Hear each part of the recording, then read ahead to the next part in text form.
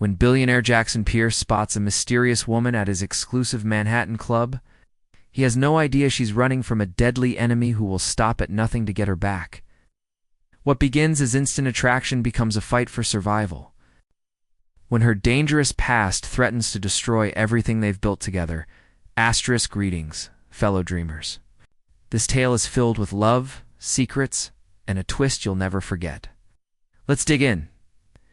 Asterisk Jackson Pierce had built Ember from the ground up, turning an abandoned warehouse into the most exclusive rooftop club in Manhattan. Tonight, the place hummed.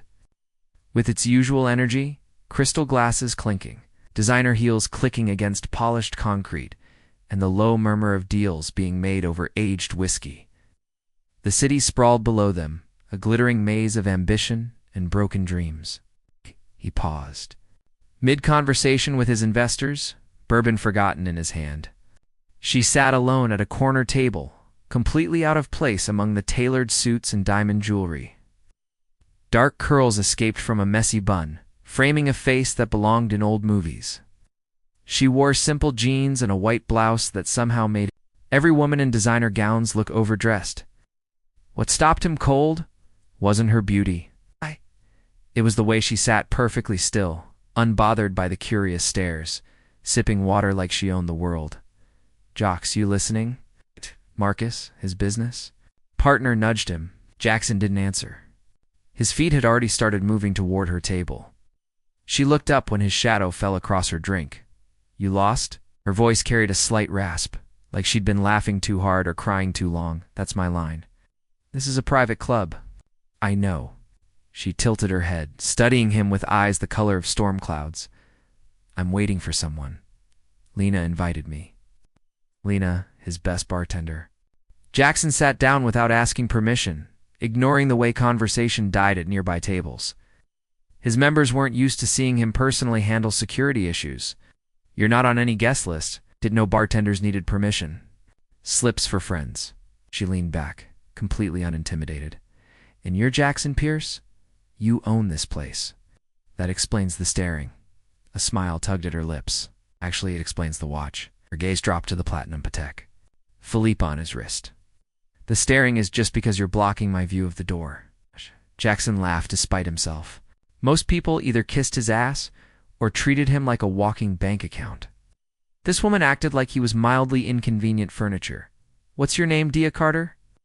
"Well, Dia Carter, since you're already here and clearly not impressed." "By my net worth? Mind if I stay?" "I could leave. I could make you." The words came out harder than he intended, old habits surfacing. Something shifted in her expression. For just a moment, her composure cracked, revealing something raw underneath. Fear? Recognition? Then it was gone, replaced by cool amusement. "But you won't." She was right. He didn't want her to go anywhere. Lena appeared 10 minutes later, flushed from kitchen heat, and froze when she saw them together.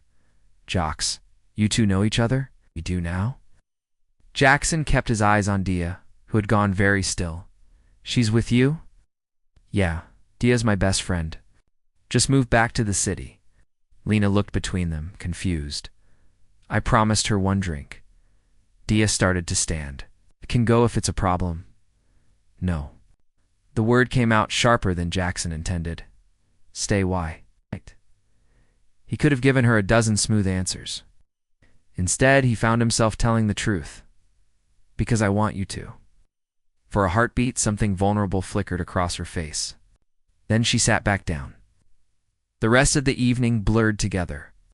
Jackson abandoned his business partners, his carefully scheduled networking, his usual routine. Instead, he listened to Dia talk about street art and underfunded schools, about kids who aged out of foster care with nowhere to go. She was smart, funny, brutally honest in a way that cut through his usual defenses. When she finally stood to leave after midnight, she didn't ask for his number or hint at seeing him again. She just smiled and said, "Thanks for not kicking me out, club owner." He walked her to the elevator, the words tumbling out before he could stop them. "Come back tomorrow to your exclusive millionaire club, to dinner with me." She studied him for a long moment, and he had the unsettling feeling she could see straight through him. "You don't even know me." "I want to." The elevator doors opened with a soft chime. Dia stepped inside, then turned back to face him. Okay, but somewhere normal, no rooftop clubs. As the doors closed between them, Jackson caught his reflection in the polished steel. He looked like a man who'd just been hit by lightning and was still trying to figure out if he was alive or dead. His phone buzzed with a text from an unknown number. "This is Dia.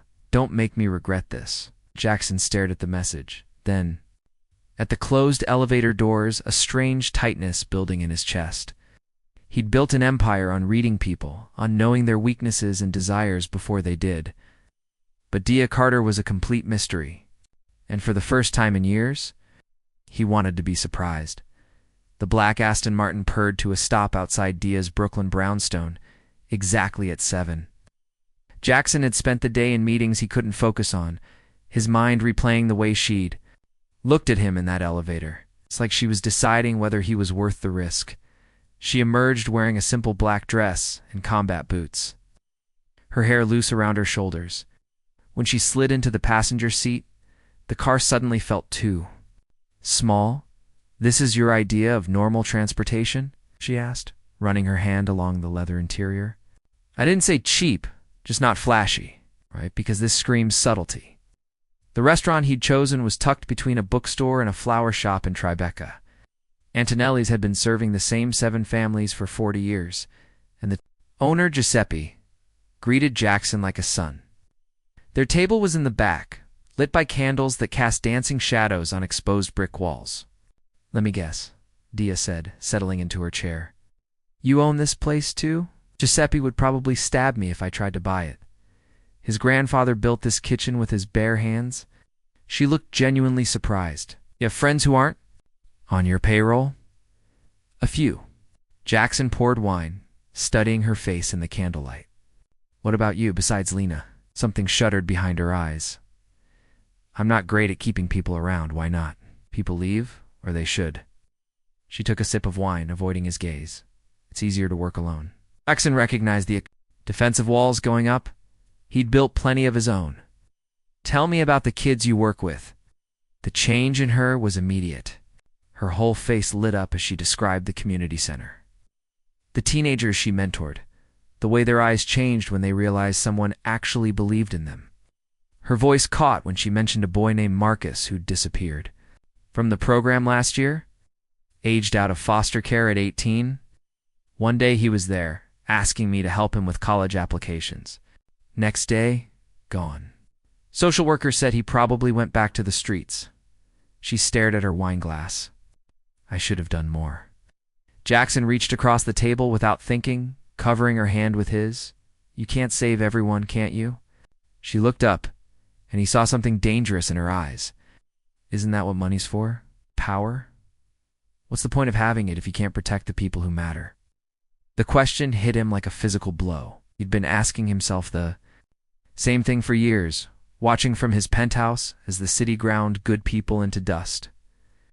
"Maybe that's why I wanted to see you again," he said quietly. "You remind me there are still things worth protecting." Dia pulled her hand away, but gently. "I'm not some charity case you can fix, Jackson. That's not what I meant, isn't it?" She leaned back, studying him. Rich guy meets girl from the wrong side of town, decides to save her from herself. I've seen that movie. It doesn't end well. "You don't know anything about where I come from? Then tell me." So he did. The words came easier than they should have, maybe because of the wine or the candlelight or the way she listened without judgment. He told her about growing up in Queens, about his father walking out when the debts got too high, about his mother working 3 jobs while he learned to hustle car parts and fake IDs just to keep them fed. "First building I ever bought was a condemned tenement in Astoria. Spent 2 years living in it while I renovated every unit myself. Learned plumbing from YouTube videos and electrical work from a guy who owed me money." He smiled at the memory. "Giuseppe was my first commercial tenant. His family needed a bigger kitchen. I needed someone to take a chance on a nobody with big dreams." Dia was quiet for a long moment. "At night. And now you own half of Manhattan." "No, I own half of Manhattan." He met her eyes. "But I still remember what it feels like to be hungry." "Is that supposed to make me trust you? Supposed to make you understand that I'm not trying to save you? I'm trying to figure out if you might save me?" The honesty in his voice seemed to catch her off guard. She looked away, then back, something vulnerable flickering across her face. "I'm not good at this," she said quietly. "At what? Letting people in? Believing they'll stay?" Jackson signaled for the check, his mind made up. "Come home with me, Jackson." "Not like that. I want to show you something." The drive to his penthouse was quiet, charged with anticipation. In the elevator, Dia stood perfectly still, but he could feel the tension radiating from her. When the doors opened onto his living room with its floor-to-ceiling windows overlooking the city, she walked straight to the glass. "Jesus," she breathed. "You can see everything from up here. That's the point." We moved to stand behind her, close enough to smell her shampoo. "I bought this place because I wanted to see trouble coming before it reached me." "And does it work?" "Usually." He turned her to face him, his hands gentle on her shoulders. "Not tonight." When he kissed her, she didn't pull away. Her lips were soft, warm, tasting faintly of wine and something sweeter. The kiss deepened, and he felt her arms come up around his neck, her fingers threading through his hair. She broke away first, breathing hard. "Oh, this is a bad idea, probably. I should go stay." The word came out rougher than he intended. "Please." She studied his face in the city lights streaming through the windows. Whatever she saw there must have decided her, because she reached up and kissed him again, slower this time, like she was memorizing the taste of him. "Okay," she whispered against his lips. "But just tonight." As he led her toward the bedroom, Jackson tried to ignore the voice in his head, warning him that nothing about Dia Carter was going to be just one night. She was already under his skin, and he had the sinking feeling that was exactly where she'd meant to end up. Jackson woke too. Find the other side of his bed cold and empty. Sunlight streamed through the floor-to-ceiling windows, revealing no trace that Gia had ever been there except for the faint scent of her perfume on his pillows and a note on his nightstand written in careful script. "Thank you for last night. This is where it ends. Please don't make it harder than it has to be." He stared at the paper until the words blurred, a familiar hollowness opening in his chest. People always left. He should have expected this. 3 days passed without contact. Jackson threw himself into work, proving construction permits and reviewing acquisition reports, but his concentration was shot. Every time his phone buzzed, he hoped it was her. It never was. On the 4th day, his private investigator called. "You sure you want me to dig into this woman, Jocks?" "Sometimes it's better not to know. Just send me the file, Rodriguez." ... Report arrived within an hour. Jackson spread the pages across his desk, his stomach tightening with each detail. Dia Carter, 28 years old, born in Boston to parents who died in a car accident when she was 14. Bounced between foster homes until she aged out at 18. Full scholarship to Columbia for social work. Clean record, steady employment, volunteer work at 3 different community centers. But there were gaps. Long stretches where her trail went cold, addresses that didn't check out, references who couldn't be reached. And at the bottom of the file, a single line that made his blood freeze. Subject may be connected to ongoing federal investigation. Recommend extreme caution. Jackson's hands shook as he reached for his phone. He needed answers, and he needed them now. He found her at the community center, leading a group discussion with a dozen teenagers. Through the glass door, he watched her laugh at something one of the kids said, her whole face lighting up. She looked so genuine, so innocent. The file in his jacket pocket felt like it was burning a hole through his chest. She noticed him as the session was ending, her smile faltering when their eyes met.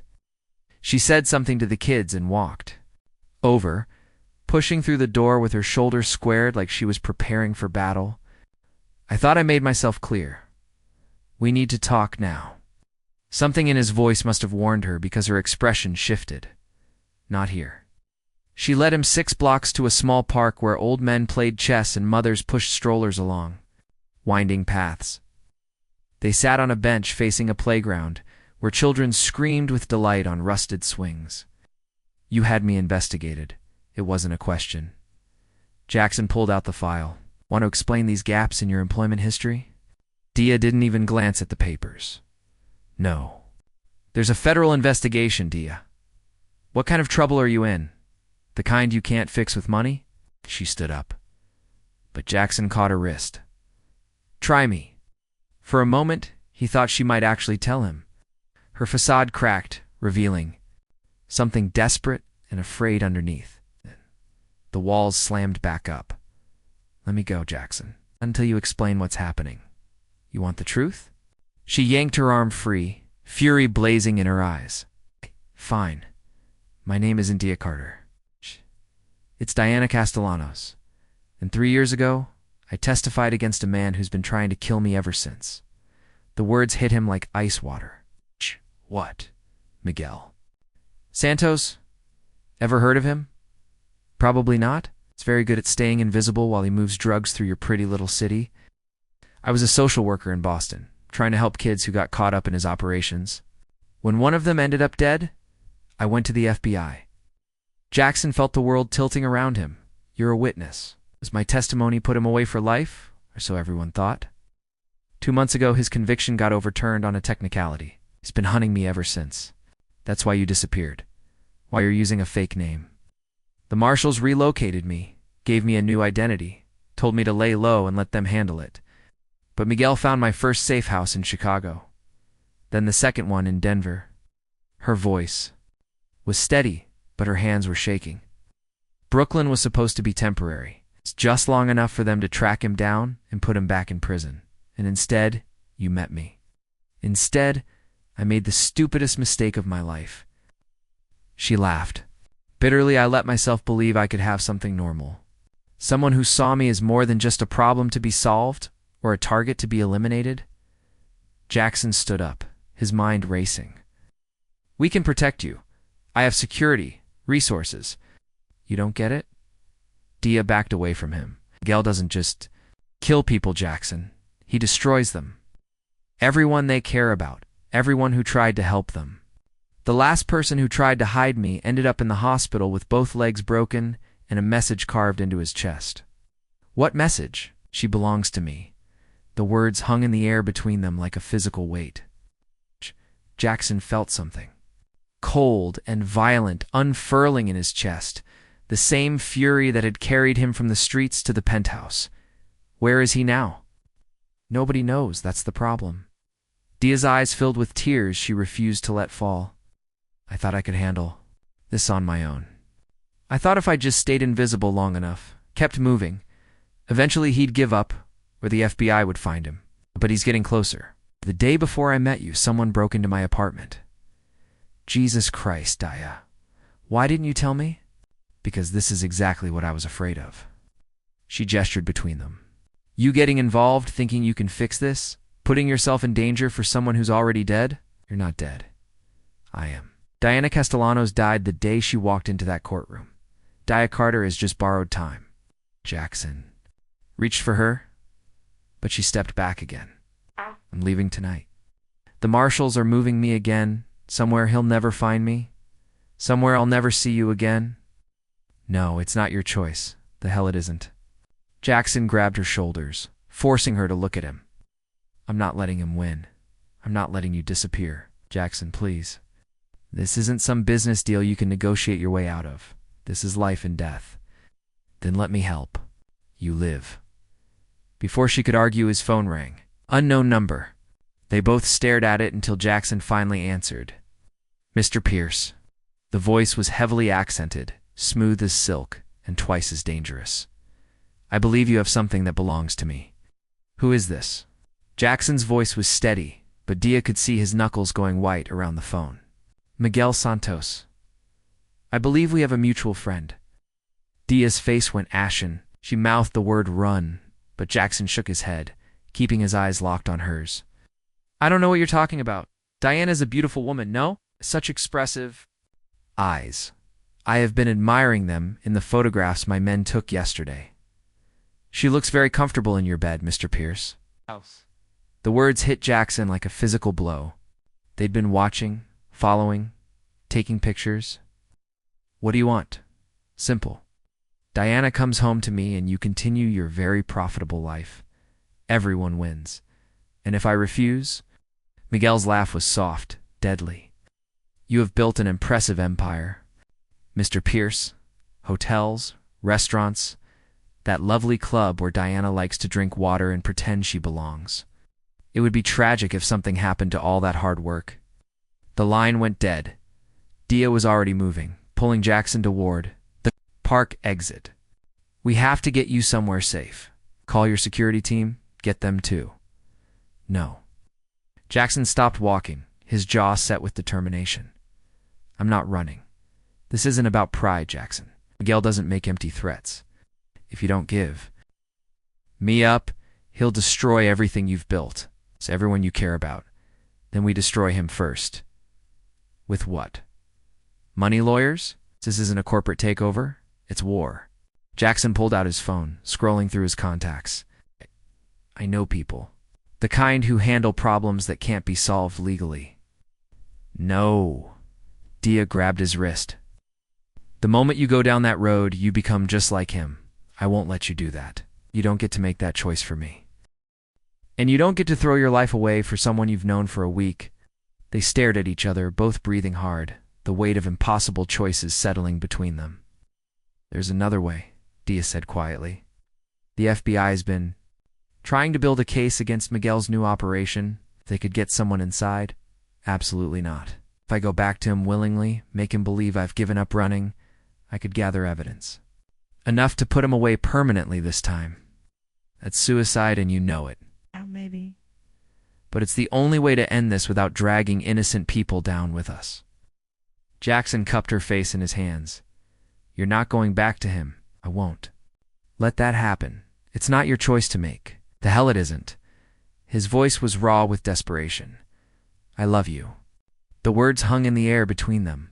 Dia closed her eyes, tears finally spilling over. Don't. Please don't make this harder. I mean it. I know it's crazy. I know it's too fast. But I love you, and I'm not losing you to some psychopath with a god complex. Jackson, marry me. She jerked back like he'd slapped her. What? Marry me tonight. If you're my wife, I have legal grounds to protect you. Miguel can't touch you without going through me. That's not how it works. A marriage license isn't a bulletproof vest. Maybe not, but it's a start. Jackson was talking faster now, the plan forming as he spoke. We disappear. Not just you, both of us. I liquidate my assets. We take the money and vanish completely. New identities, new country, new life. You'd give up everything? Your empire, your friends, your whole life? What life? The words came. Out harsher than he intended.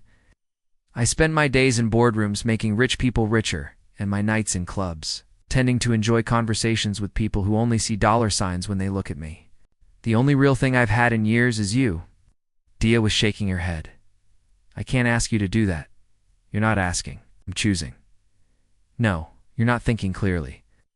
In 6 months, when the excitement wears off and you realize what you've lost, you'll hate me. In 6 months, you'll be alive. That's all that matters. Before she could argue further, Jackson's phone buzzed with a text message. The photo that appeared on screen made them both freeze. It was Lena, bound and gagged in what looked like a warehouse, her face bruised and terrified. The message was simple. You have 2 hours to bring me, Diana, or your friend pays the price for your selfishness. Oh, God. Dia's knees gave out, and Jackson caught her before she could fall. He has Lena. This is my fault. I should never have involved her. This isn't your fault, isn't it? Everyone I touch gets hurt. Everyone I care about becomes a target. She looked up at him with eyes full of anguish. I have to go. I have to trade myself for her. We'll find another way. There is no other way. Dia pulled free from his arms. Look at that picture, Jackson. Look at what he did to her, just to send a message. What do you think he'll do if I don't show up? Jackson stared at the photo, his mind racing through options and discarding them just as quickly. Every scenario ended with someone dead, and most of them ended with him watching the woman he loved walk into hell. There's a third option, he said finally, his voice cold as winter. We go together. What? Miguel wants you back. Fine. But he gets me too, and when he does, he'll He'll find out exactly what kind of man he's been threatening. Dia grabbed his jacket. Are you insane? You can't negotiate with someone like Miguel. He doesn't play by rules. Neither do I. Jackson's smile was sharp as broken glass. I didn't build an empire by being nice. Diana, Miguel thinks he knows who he's dealing with, but he's about to learn that some cages can't be escaped from. Jackson, please, think about what you're saying. I am. He pulled her close, memorizing the feel of her in his arms. I'm thinking that I'd rather die fighting for you than live knowing I let you face this alone. And if we both die, then at least we die together. Dia searched his eyes, and whatever she saw there made her shoulders slump in defeat. God help us both. As they walked toward Jackson's car, neither of them noticed the black sedan that had been following them all day, or the telephoto lens capturing their every move. Miles away, in a warehouse that smelled of rust and fear, Miguel Santos smiled as he hung up his phone. The trap was set. Soon, he would have everything he wanted, his revenge, his prize, and the satisfaction of watching another arrogant man learn that some things couldn't be bought with money. What Miguel didn't know was that Jackson Pierce had spent his entire life learning the same lesson from the other side, and he was about to find out that the most dangerous enemies were the ones with nothing left to lose. The warehouse stood at the edge of the Brooklyn docks, monument to industrial decay surrounded by rusted shipping containers and the smell of salt and motor oil. Jackson parked the Aston Martin a block away, the engines dying into ominous silence. Last chance to walk away, Dia said, but her voice was steady now, resigned. Not happening. Jackson checked the pistol concealed beneath his jacket. It had been years since he'd carried a gun, but some skills never disappeared entirely. Remember what we discussed? I know the plan. And if it goes wrong, it won't. She touched his cheek, her fingers cold. I trust you. The words should have comforted him. Instead, they felt like a weight around his chest, the terrible responsibility of being someone's last hope. They walked toward the warehouse hand in hand, their footsteps echoing off wet concrete. Jackson had made a lot of gambles in his life, but never one where the stakes were measured in heartbeats and the currency was blood. The main door hung open like a mouth. Inside, industrial lights cast harsh shadows between towering shelves and abandoned machinery. Miguel's voice echoed from somewhere in the maze. Mr. Pierce, so good of you to join us. They followed the sound deeper into the warehouse until they found him waiting in a cleared space near the back. Miguel Santos was smaller than Jackson had expected, wearing an expensive suit that couldn't quite hide the prison muscles or the predator's smile. Lena sat tied to a chair beside him, conscious but clearly hurt. Diana. Miguel's voice was warm, intimate, like greeting an old lover. You look well. Prosperity suits you. Let her go, Dia said. You have what you wanted, do I? Miguel walked a slow circle around them, his footsteps deliberate. I wanted my property returned, yes. But you've brought me something extra. A bonus, you might say. I'm not part of this, Jackson said. Oh, but you are. Miguel stopped in front of him, studying his face with clinical interest. You fell in love with my Diana, didn't you? Built fantasies about saving her, protecting her, giving her a better life. She's not your anything. Miguel's hand moved faster. Then thought, the knife sliding between Jackson's ribs before he could react. Not deep enough to kill, but enough to send fire through his nervous system. That's where you're wrong, Miguel whispered as Jackson doubled over, blood spreading across his shirt. Diana has belonged to me since the moment she decided to testify. Every breath she's taken since then has been borrowed time. Stop. Dia lunged forward, but two of Miguel's men caught her arms. You have me. Let them go. Let them go. Miguel laughed, pulling the knife free and watching Jackson struggle to stay upright. After all the trouble they've caused me? I don't think so. He gestured to his men, who forced Dia into a chair beside Lena. Jackson tried to move, but a gun barrel against his temple suggested otherwise. Here's what's going to happen, Miguel said, pacing between the chairs like a lecturer addressing a class. Diana is going to watch me kill her friend, and she's going to watch me kill her lover. Then when she's properly broken, she's going to spend the rest of her very short life wishing she had never been born. You sick bastard, Lena spat, earning herself a backhanded slap that snapped her head sideways. The only sickness here is betrayal, Miguel replied calmly. Diana knew the rules when she chose to testify. Actions have consequences. He walked to a table lined with tools that made Jackson's blood run cold. Hammers, pliers, things designed to cause maximum pain over maximum time. The question is, where do we start? Perhaps with the friend who helped hide you. Miguel selected a pair of bolt cutters, testing their weight. Jackson watched Dia's face go white with horror. Watched her pull against the ropes hard enough to draw blood. Please, she whispered. I'll do anything. Anything you want. I know you will, eventually. Miguel approached Lena, who had gone very still in her chair.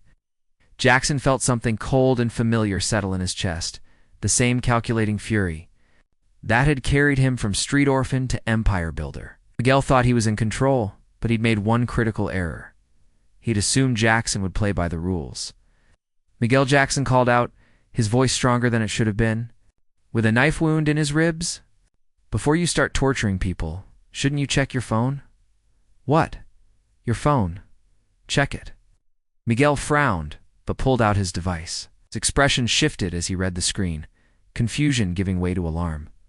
What did you do? Jackson smiled, tasting blood. I did what I do best. I bought things. Your operation, your suppliers, your distribution network. Jackson's voice grew stronger with each word.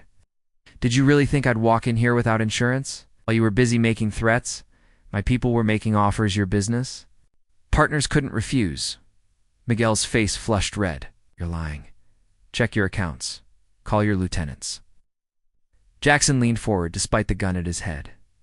You wanted to destroy my empire? Too late. I already destroyed yours. The silence stretched between them, broken only by Miguel's increasingly frantic phone calls. Each number that went to voicemail, each account that showed zero balance, each supplier who wouldn't take his calls, drove the man further into panic. This is impossible, Miguel snarled. You can't just buy a criminal organization. You can. Buy anything if you have enough money and enough motivation. Jackson looked directly at Dia. And you gave me both. Miguel threw his phone against the wall, where it shattered into pieces. It doesn't matter. I still have you. I still have them. Actually, you don't. The voice came from behind them. FBI agent Sarah Chen stepped out of the shadows, her gun trained on Miguel's chest, a dozen federal agents fanning out behind her. Miguel Santos, you're under arrest for kidnapping, human trafficking, and about 50 other charges we're still counting. The warehouse erupted into chaos. Miguel's men reached for their weapons, but they were outnumbered and outgunned. Confusion, Jackson rolled behind a concrete pillar, ignoring the fire in his ribs. When the shooting stopped, Miguel lay on his back, staring at the ceiling, 3 bullets in his chest and a look of surprise frozen on his face. His men were either dead or in handcuffs. Jackson crawled to where Dia sat tied to her chair, her eyes wide with shock. How? She whispered, as he cut her bonds. Insurance, he said, pulling her into his arms despite the pain. I called Agent Chen before we came here. They've been tracking Miguel for months, but they needed him to make a move. You used us as bait. I used us as bait. He kissed her forehead, breathing in the scent of her hair, but I made sure we'd survive it. Dia pulled back to look at him, tears streaming down her face. You could have been killed. We all could have been killed, but we weren't. Jackson cupped her face in his hands, wiping away her tears with his thumbs. And now it's over. Really over. Agent Chen approached them, holstering her weapon. We'll need statements from all of you, but the paramedics should look at that wound first. Jackson glanced down at his blood-soaked shirt. The adrenaline was wearing off, and the knife wound was starting to throb with each heartbeat. I'll live. You better, Dia said fiercely, because we have things to discuss. Ow. 3 hours later, they sat in a hospital room while a doctor stitched up Jackson's side. The wound had been shallow, missing anything vital by inches. Lucky, the doctor said. Jackson knew better than to call it luck. So what now? Dia asked, holding his uninjured hand. Miguel's dead, His organization is destroyed. The FBI has enough evidence to put his remaining associates away for life. Free. Completely free, Jackson agreed. Diana Castellanos can come back from the dead. Dia Carter can disappear forever. Does. Jackson was quiet for a long moment, studying their intertwined fingers. I meant what I said earlier, about loving you, about wanting to marry you, even now. And you don't have to choose between me and your empire, especially now. We looked up at her, his eyes serious. I spent years building something I thought would make me happy. Turns out what I was really building was a prison.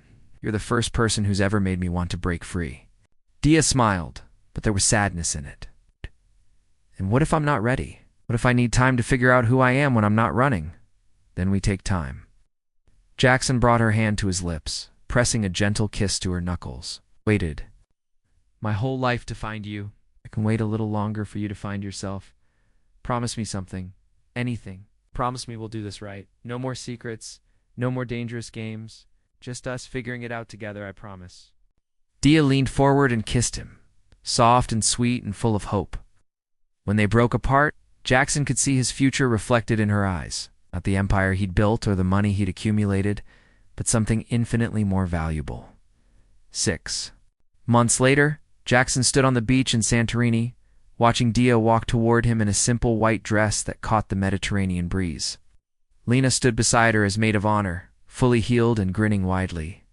Giuseppe had flown in from New York to officiate, insisting that anyone who could make Jackson Pierce give up his bachelor lifestyle deserved a proper Italian blessing. The ceremony was small, private, perfect. As they exchanged vows with the sunset painting the sky in shades of gold and crimson, Jackson thought about the path that had led them here. The fear, the violence, the impossible choices that had nearly destroyed them both. But that was behind them now. The warehouse, Miguel. Santos, the woman who had called herself Dia Carter. All of it was history. What remained was Diana Castellanos and Jackson Pierce. Two broken people who had found a way to heal each other. I love you, Mrs. Pierce, Jackson whispered as they swayed together during their first dance. I love you too, Diana whispered back. Forever. As the stars began to appear overhead and their friends laughed and celebrated around them, Jackson realized he'd finally learned the most important lesson of all. Some things couldn't be bought, couldn't be built, couldn't be conquered. Some things could only be earned through sacrifice, protected through courage, and kept through love. And those things were worth everything. Asterisk, don't forget to like this video. If it touched your heart, subscribe for more inspiring stories, and share to spread kindness. The end.